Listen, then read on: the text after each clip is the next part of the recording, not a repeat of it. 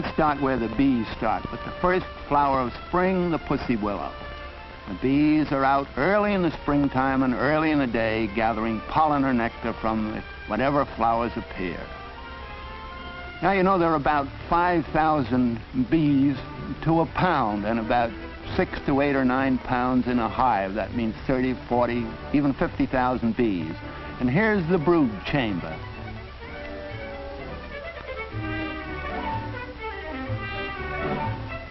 The brood chamber is the lower part of the hive. The upper part of the hive is where the honey is stored. That's called the super. There's a grill in between to keep the queen bee from going up and laying eggs in the honey storage place. That would spoil the honey. You see, the queen bee is much larger than the workers, so all you have to do is put down a grill that will let the workers through and keep the queen out, and your honey is pure.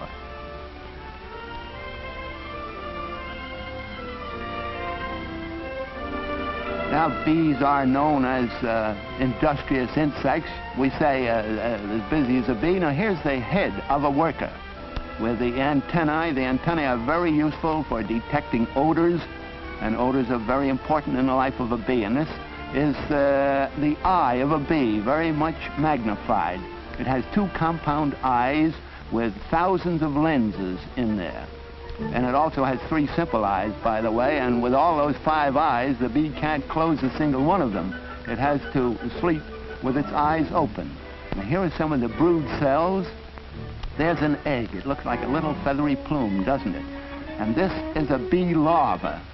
When the egg hatches, that's how the larva grows.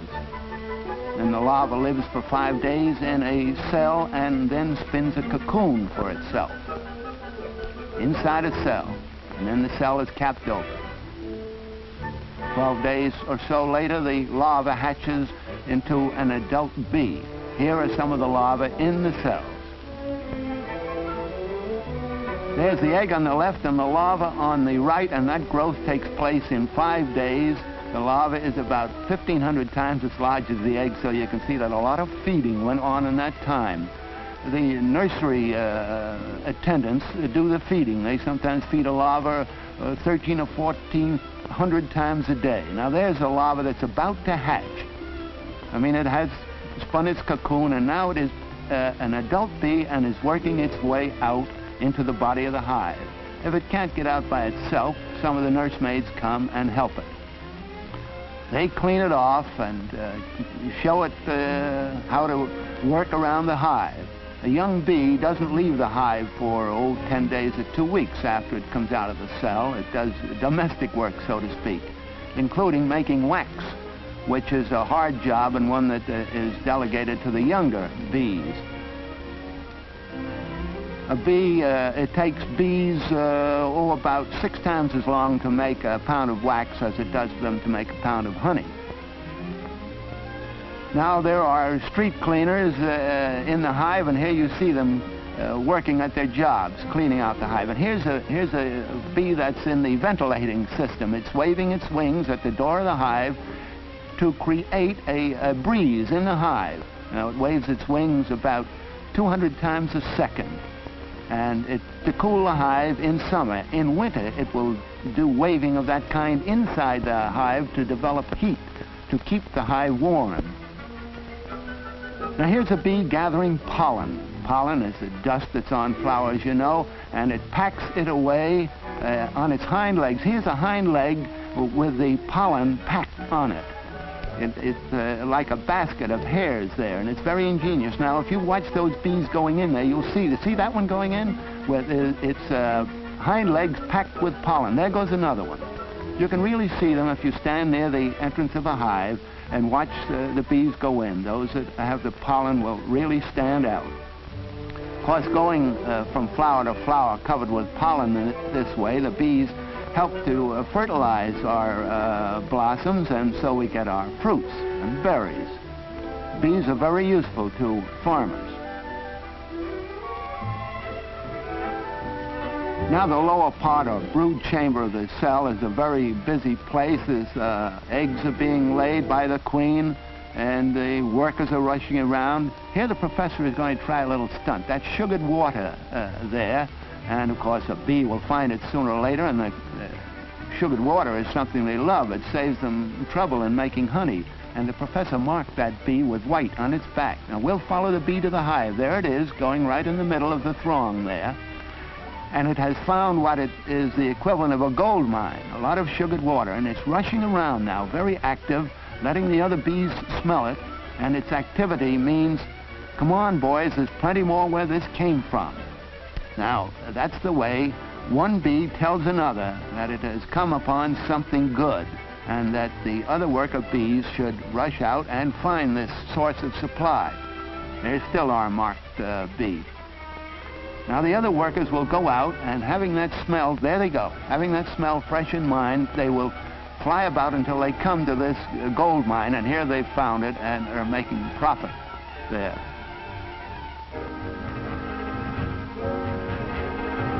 The queen bee is the only one that lays eggs in this cell.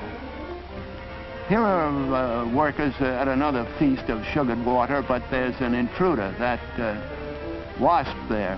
It's attempting to annoy the bees, but I'm afraid that wasp is going to get the worst of it. Yes, the bees are cooperating and ganging up on it.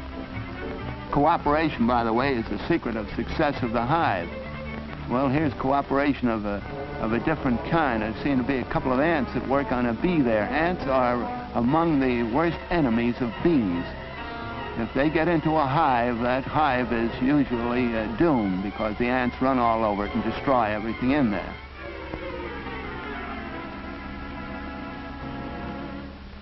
Oh, here's a hive that is being invaded by ants, and it's just too bad for that hive.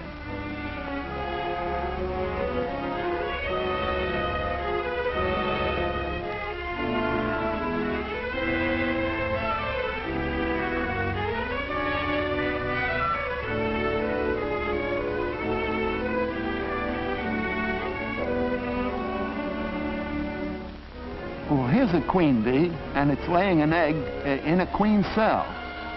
As I say, the queen bee is the only one that does lay eggs. And she may lay 1,000 or even 1,500 a day. Well, there's the egg laid in the queen cell. Now, you know, in Julius Caesar, Cassius says, "Upon what meat doth this our Caesar feed?" Well, I know what the queen larva feeds on. It is fed on a special jelly. Notice that queen cell is very much larger than any other cell in the hive.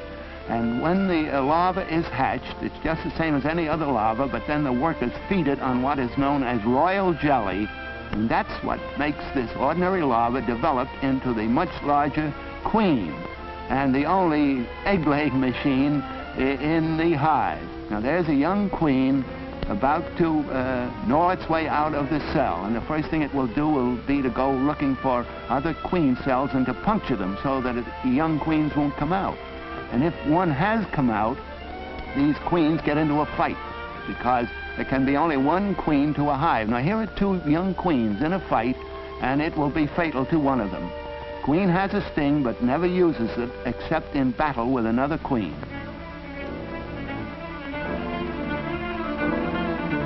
Well, when queen cells appear, you know that it's time for the hive to swarm. It's getting overcrowded, and there's plenty of honey. It's always in the honey season, and there's great activity. The bees raid their own honey stores and seem to get drunk on it, and then they rush out by the thousands. And the old queen goes with them.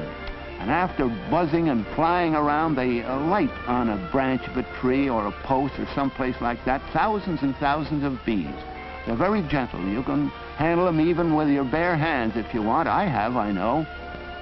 And you can saw off a branch or just brush them into a sheet, and then you dump them into an empty hive, and with a foundation of comb in there, and with the queen with them, they will start in business again. They will build up a new hive, and that's how bees increase, by making new hives. And here we have them started in a new hive, and thus the life cycle of the bee begins again.